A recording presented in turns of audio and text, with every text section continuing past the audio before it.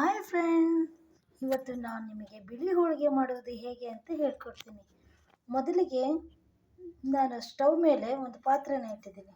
ಅದಕ್ಕೆ ಸ್ವಲ್ಪ ನೀರನ್ನು ಬಿಸಿ ಮಾಡಿ ಈ ರೀತಿ ಅಕ್ಕಿ ಹಿಟ್ಟನ್ನು ಹಾಕಿ,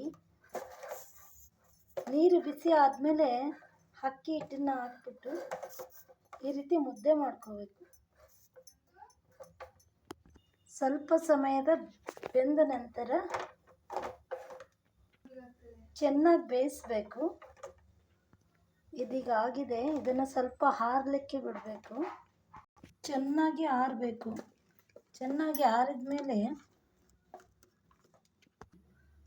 ಈ ರೀತಿ ಬೇಯಿಸಬೇಕು. ಈ ರೀತಿ ಬೇಯಿಸಿದ ಹಿಟ್ಟನ್ನು ಆರಿದ ಮೇಲೆ ಈ ರೀತಿ ಈ ಗುಂಡೆ ಮಾಡಿದಾಗ ಈ ಕೈಗೆ ಬೆರಳಿಗೆ ಕೈಗೆ ಮೆತ್ಕೋಬಾರ್ದು. ನೋಡಿ, ಎಣ್ಣೆ ಹಚ್ಚಿಲ್ಲ, ಏನಿಲ್ಲ. ಈಗ ಈ ಥರ ಇರಬೇಕು. ಈ ಥರ ಬೆಂದಿರಬೇಕು. ಮುದ್ದೆ ಚೆನ್ನಾಗಿ ಬೇಯ್ದೆ ಹೋದರೆ ಅಂಟಾಗುತ್ತೆ, ಕೈಗೆಲ್ಲ ಮೆತ್ಕೊಳತ್ತಾಗ ಹೋಳಿಗೆ ಚೆನ್ನಾಗಿ ಬರೋದಿಲ್ಲ. ಇದು ಮೈದೆ ಹಿಟ್ಟು. ಇದನ್ನು ನಾವು ಹೋಳಿಗೆಗೆ ಯಾವ ಥರ ಕಲಿಸ್ತೀವೋ ಆ ಥರ ಕಲಸಿ ಮುಂಚೆನೇ ಇಡಬೇಕು. ನೋಡಿ, ಇಷ್ಟಿದ್ರೆ ಸಾಕು. ಇದೀಗ ನೆಂದಿದೆ. ನಾನು ಮುಂಚೆನೇ ನೆನೆಸಿಟ್ಟಿದ್ದೆ, ಆದ್ದರಿಂದ ಇದು ಫುಲ್ ನೆಂದಿದೆ. ಮಾಡೋದು ಒಂದು 20 ನಿಮಿಷದ ಮುಂಚೆ ನೆನೆಸಿಟ್ರೆ ಸಾಕು. ಒಲೆ ಮೇಲೆ ಹಂಚಿಟ್ಟಿದ್ದೀನಿ. ಸ್ವಲ್ಪ ಚೆನ್ನಾಗಿ ಕಾಯಬೇಕು. ಹಂಚು ಕಾಯೋದ್ರೊಳಗೆ ನಾವು ಹೋಳಿಗೆನ ರೆಡಿ ಮಾಡ್ಕೊಳ್ಳೋಣ. ಹೋಳಿಗೆ ಕವರ್ ಇಲ್ಲ ಅಂದರೆ ಈ ರೀತಿ ಕವರಿಂದ ನೀಟಾಗಿ ಕಟ್ ಮಾಡಿಕೊಂಡ್ರು ಇದರಿಂದ ಕೂಡ ಚೆನ್ನಾಗಿ ಬರುತ್ತೆ. ಬಾಳೆದೆಲೆಯಲ್ಲಿ ಮಾಡ್ಬೋದು. ನಾನೀಗ ಬಾಳೆದೆಲೆ ಇಲ್ಲ ಮತ್ತು ಹೋಳಿಗೆ ಕವರ್ ಇಲ್ಲ, ಆದ್ದರಿಂದ ಈ ಕವರನ್ನು ಈ ರೀತಿ ಎಷ್ಟು ಗಾತ್ರಕ್ಕೆ ಬೇಕಷ್ಟಕ್ಕೆ ಕಟ್ ಮಾಡಿಕೊಂಡು ಈ ಕವರನ್ನು ಇಟ್ಕೊಂಡಿದ್ದೀನಿ. ಈಗ ಮಾಡೋದು ಹೇಗೆ ಅಂತ ತೋರಿಸೋಣ.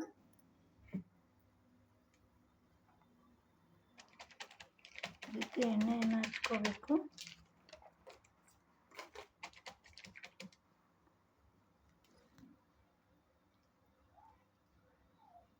ನೋಡಿ, ಹೀಗೆ ಎಷ್ಟು ಬೇಕೋ ಅಷ್ಟು ಉಂಡೆಯನ್ನು ಮಾಡಿಕೊಂಡು ಈ ರೀತಿ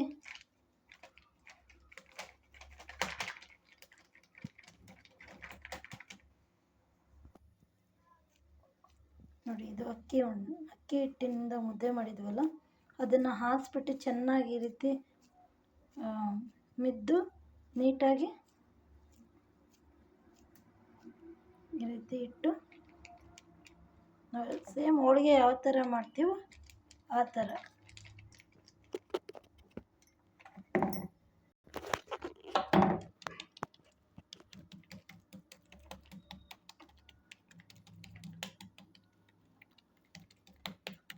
ಮುದ್ದೆ ಸೈಡು ಎಲ್ಲ ನೀಟಾಗಿರಬೇಕು. ಎಲ್ಲ ಕಡೆ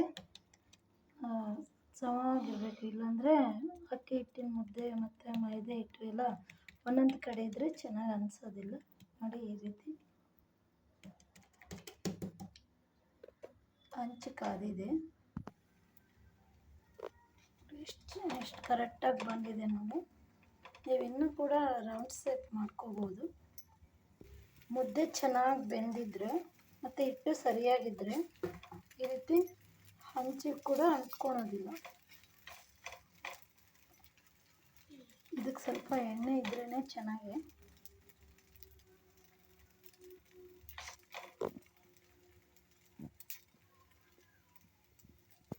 ನೋಡಿ, ಬೆಂದಿದೆ ನೋಡಿ.